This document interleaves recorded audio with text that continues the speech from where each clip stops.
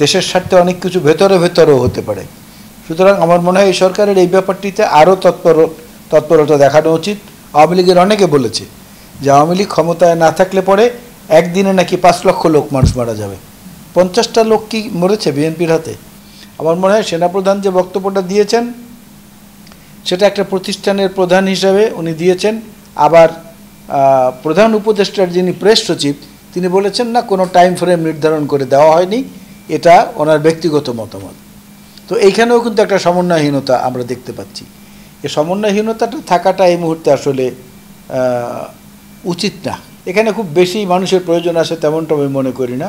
আপনি মনে করেন বিএনপির মহাসচিব, ভারপ্রাপ্ত চেয়ারম্যান, তারপরে আমাদের চেয়ারপারসন বেগম খালেদা জিয়া, এনাদের সঙ্গে উনি আলাপ করলে পারেন। ওইভাবে জামাত ইসলামের আমির, তার সঙ্গে যদি কোনো প্রতিনিধি নিতে চান তাদের সঙ্গে করতে পারেন, অন্য রাজনৈতিক দলের সঙ্গে করতে পারেন, এমনকি আওয়ামী লীগেরও যদি কেউ থাকে তাদের সঙ্গে আলোচনা করুক, অসুবিধা নেই। বিষয়টা হচ্ছে ব্যক্তির পরিবর্তনের মধ্য দিয়ে কোনো কিছু ভালো কিছু আশা করা যায় না বলে আমরা আবার ফেরত যেতে চাই সে 31 দফা রাষ্ট্র সংস্কারের ব্যাপারে, যেটা বিএনপি প্রেজেন্ট করেছে প্রথম দেশের জাতির সামনে। সেইখানটা ওনারা স্মরণ করুক, দেখুক, তাহলে এই আশঙ্কাটা ওনাদের মনে থাকবে না। বা অন্য কোনো দল সম্পর্কে যদি ওনাদের এরকম ইন্টেনশন থাকে, সেই দলের কোনো কর্মকাণ্ডকে নিয়েও ওনারা এইভাবে প্রকাশ্যে বলাটা রাজনৈতিক শোভনীয়তার মধ্যে পড়ে না। আমি যদি খুব খারাপ উদাহরণ দিয়ে বলি তাহলে বলতে হবে সাম্প্রদায়িক দাঙ্গার কারণে শত শত মানুষ নিহত হওয়ার জন্যে একসময় নরেন্দ্র মোদীকে গুজরাটের কসাই বলা হতো। সে নির্বাচনের মাধ্যমে ভারতের প্রধানমন্ত্রী হয়েছে না। আপনার মালদ্বীপের নাশিদ, তার বিরুদ্ধে দুর্নীতির মামলা প্রমাণিত হয়েছিল, সে পরবর্তী নির্বাচনে আবার ওই দেশের প্রধানমন্ত্রী হয়েছে না। তারপরে আপনার নেপালের যে কী বলে দুর্নীতির দায়ে অভিযুক্ত প্রচণ্ড মাওবাদী নেতা, সে পরবর্তীতে আবার হয়েছে। আনোয়ার ইব্রাহিম মালয়েশিয়ায়, সে পরবর্তীতে আবার হয়েছে। আসিফ জরদারি, যার নাম ছিল পৃথিবীব্যাপী মিস্টার 10%, পাকিস্তানের প্রেসিডেন্ট, তিনি পরবর্তী নির্বাচনে আবার হয়েছেন। সুতরাং পরীক্ষাটার জন্য তো যেতে হবে সাধারণ মানুষের কাছে। আপনার আমার মতামতের তো কোনো বিষয় না।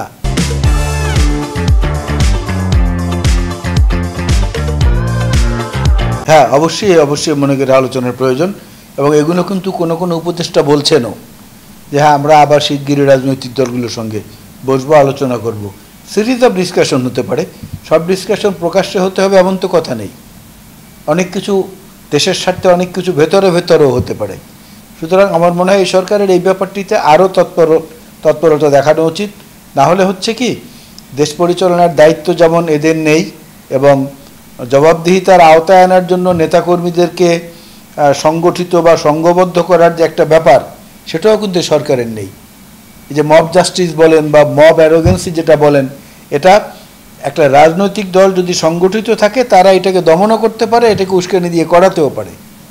সুতরাং নাটাইটা তো তাদের হাতে, সুতানা হয় সরকারের হাতে। এই জিনিসটাই বাস্তবতার সরকারের উপলব্ধি করা উচিত। সংলাপের মাধ্যমেই রাজনৈতিক দলগুলোর কাছ থেকে আরও তথ্য এবং ভবিষ্যৎ পথ নির্ধারণী ব্যাপার তারা সহায়তা পেতে পারে। যারা এই কাজগুলো করেছে তারা তো তাদের প্রতিদান পেয়েছে, কিন্তু তাদের যে আশঙ্কাটা ছিল, আমি যদি নাম ধরে বলি, ওবায়দুল কাদের সাহেব বলেছেন, তোফায়েল আহমেদের মতো একজন বিজ্ঞ বর্ষিয়ান রাজনীতিবিদ তিনিও বলেছেন, আওয়ামী লীগের অনেকে বলেছে যে আওয়ামী লীগ ক্ষমতায় না থাকলে পরে একদিনে নাকি 5 লক্ষ মানুষ মারা যাবে। 50টা লোক কি মরেছে বিএনপির হাতে এই পট পরিবর্তনের পরে? এর চেয়ে বড় প্রমাণ আমরা কি দেখাবো? আর এমন কোনো নির্যাতন নাই যে আমাদের পরের প্রজন্ম।